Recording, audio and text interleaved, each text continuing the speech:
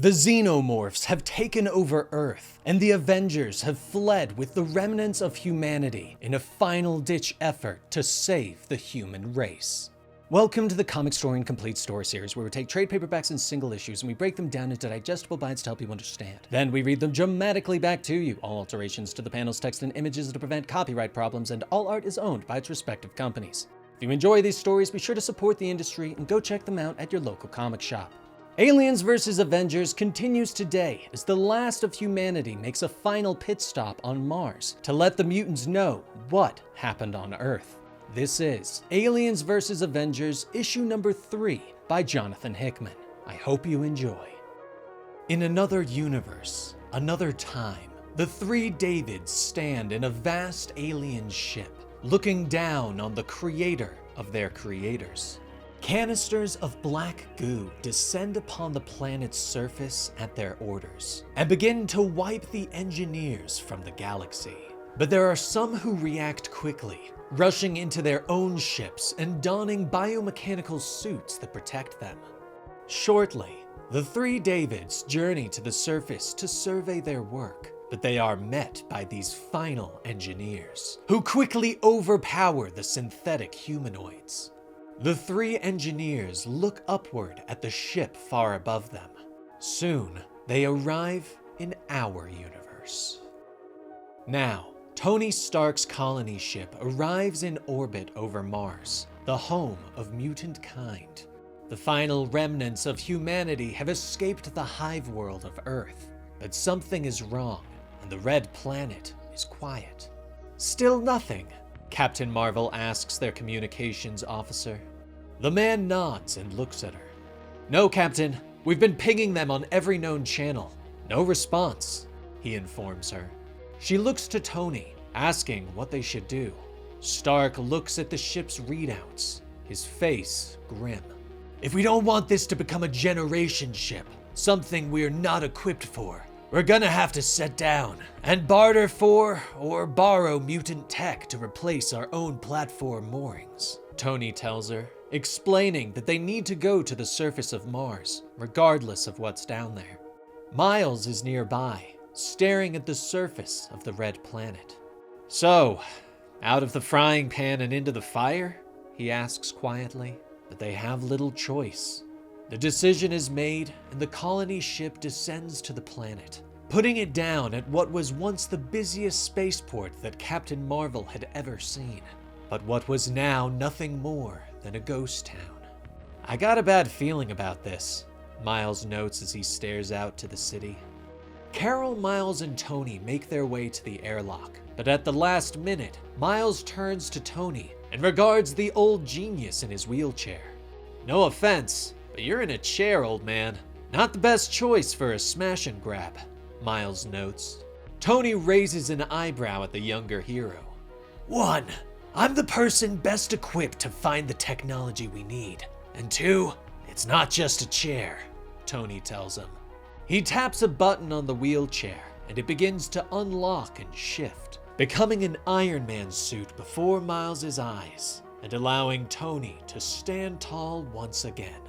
It's a suit, Tony says from inside his armor. Carol smiles and motions to the ramp that leads outside. After you, Mr. Stark, she says. Meanwhile, deeper in the mutant city, at the bar Sinister, Mr. Sinister looks at his lab station. It's undeniable, it's irrefutable, it's glorious, it's perfection. He whispers to the other Mr. Sinisters around him as he stares down at the dissected facehugger before him. He stands and steps into a nearby chamber, one that has become the basis of a hive, where some of the most powerful mutants are hanging from the walls. Their faces are already covered by the first parasitic stage of the alien species. This creature is the starting point of a universal extinction machine, Sinister says with excitement, explaining to his brothers that they need to embrace these creatures, to revel in them. But Mr. Sinister is interrupted by himself as another Sinister rushes into the room, explaining that a ship has touched down at the spaceport. We have visitors, the lesser Sinister explains. Meanwhile, Carol, Tony, and Miles are making their way through the city. "This place creeps me out," the younger hero notes quietly. But Tony stops, warning that his armor is picking up a heat signature at the city square. The three heroes move quickly, but are dismayed to find Mr. Sinister waiting for them on a Krakoan throne. "Sinister, where is everyone? What have you done?" Tony demands. But Sinister merely smiles at him, stretching comfortably. "Normally, I'd be offended by the implication, but there's no denying these dirty hands, is there?" Sinister notes as he regards them. "Are you the only one who survived?" Miles asks. But Sinister shakes his head and smiles wider. "I am not," he whispers. Meanwhile, the lesser Sinisters have arrived on the colony ship, armed with strange cannons. They step inside, bringing gasps of surprise from the survivors. "Visitors to our humble mutant planet, we welcome you with open arms, and come bearing gifts," one of the Sinisters says. They raise the cannons and fire, the weapons launching facehuggers at the humans. At the city square, Carol and Tony are alerted to a distress signal from the ship. Tony patches through to the holographic cameras, and the three watch in horror as the survivors are attacked by the Sinisters and facehuggers. "How could you do this?" Tony shouts as he whirls on the Prime Sinister, but the villain merely smiles. "Oh, I did what I always do. I adapt, I overcome, and I always side with the winners," Sinister says. The heroes stare in horror as the xenomorph horde begins to surround them, moving past Sinister towards our heroes, drawing closer and closer. Tony raises his hand and fires a repulsor beam that slices Sinister in half. But the xenomorphs are already too close and launch themselves at the heroes. "Push them back enough for us to clear the square!" Tony shouts as he whirls and fires again and again into the swarm. He tries to launch into the air, but one of the monsters leaps and brings him down. Miles leaps through the air, trying to protect Tony as more of the Xenos pile on top of him. "No! They'll swarm us! We need to stick together!" Carol shouts for him as she fires energy blasts, but one of the creatures leaps on her from behind. Carol twists and fires a blast into the monster's chest, but screams as the acid blood splashes against her face as they both fall to the floor. Pain sears through her body as the world begins to go black. But suddenly, there is a flash of light, and Carol stares in surprise at the arrival of the X-Men. Emma Frost steps forward. Her body is a shining diamond as she slices through the monsters with a sword. "Hang on, Carol! We're getting you out of here!" Logan calls as he reaches for her. But darkness overtakes Carol's world, and all is gone. Later, she awakens in the wilds of Mars, finding Manifold leaning over her, ordering her to be careful with her bandaged face. "Where are we? Where are the others?" Carol asks as she sits up, seeing Logan, Emma, and Armor sitting nearby.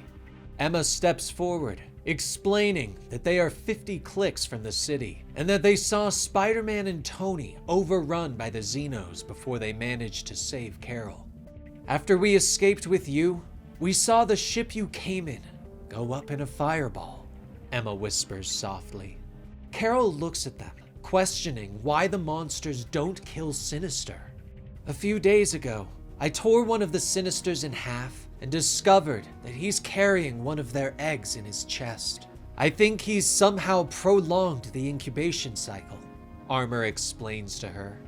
After hearing their explanations, Carol stands, knowing she has to return to the city and find Tony and Miles. But Logan steps forward. "You don't know what you're facing, Carol. They won't stop. Stay here. Let us protect you," Logan tells her. But Carol shakes her head, explaining that they had to leave Steve and Bruce back on Earth, and she refuses to leave anyone behind again. Logan stares at her for a moment before finally nodding. "I'll come with," he finally says softly. The next day, the heroes arrive in the mutant city, and they find Tony's body. His armor split, where the chestburster tore its way out. "Oh, Tony, you deserved a better end than this," Carol whispers. Suddenly, a shadow falls over the city. The heroes look up in shock. "What is it?" Armor says, worried. But suddenly, relief crosses Carol's face as she recognizes the familiar ships overhead. "Wakanda has returned," she whispers with joy. And that is where we conclude issue 3 of Aliens Vs Avengers. Carol is the only Avenger left, but now that she has the mutants with her and Wakanda has returned, will they be able to take back Earth from the xenomorphs, or are they destined to lose? Subscribe to the channel to get notified when the final issue for this crossover comes to the channel. I'm Dan with Comicstorian, and we will see you next time. Rest in peace, Benny.